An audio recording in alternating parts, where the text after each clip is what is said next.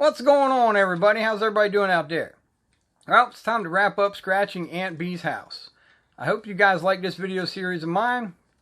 I had a lot of fun doing it, sharing, at least the deck portion of it.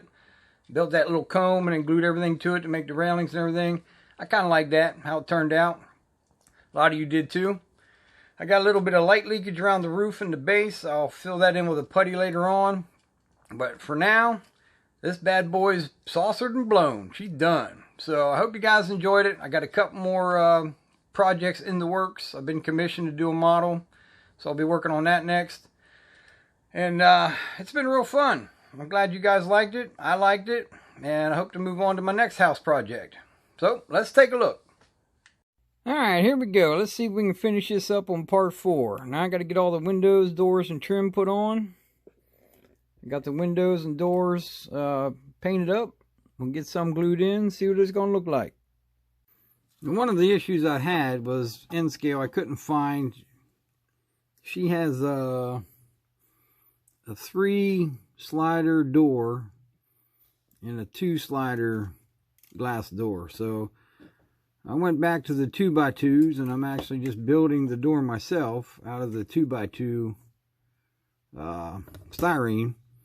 So once I get those put in, I'll end up putting some clear for the glass and see how that looks. Well, it wasn't fun, but I got it done. They look like sliding glass doors to me.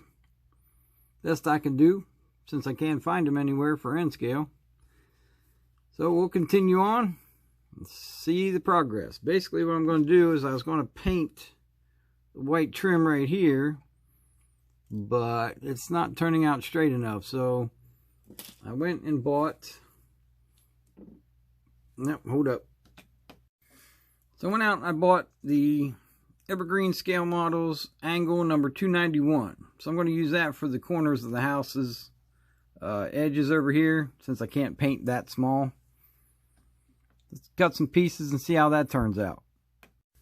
Well, I think that angle iron turned out pretty well. It's really, really tiny. But yeah, put it on all the corners. Luckily my trim was white. I'm not going to paint it. It all turned out pretty well. So now what I'm going to do, since the house is a little tiny and you'll see all the light, I'm trying to eliminate a lot of the bleed through for the light. I know I got a lot of cracks I got to deal with, but I'm using this Just Plug lighting system. It's a window diffusing window film, and it's basically a tint. There's a tint right there.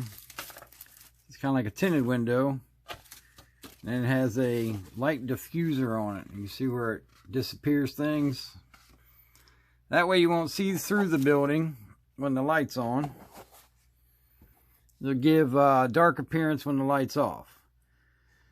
So let's give this a shot. It comes with these little gluing micro dots. I don't know if anybody's used this system before. Right here, these little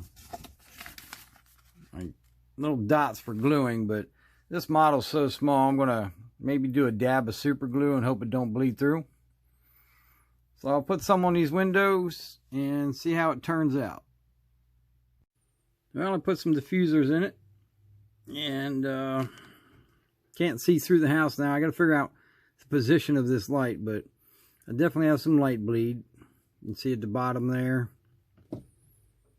right in here, some light bleed.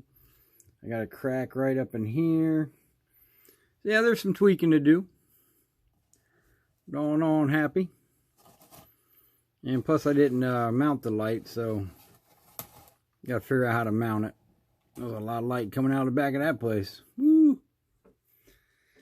But yeah, I'll have to figure out some of that light bleed and where to position the light at.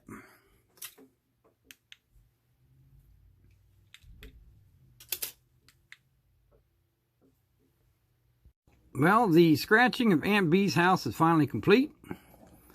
As you can see, the only problem I have right now is I cannot find shutters.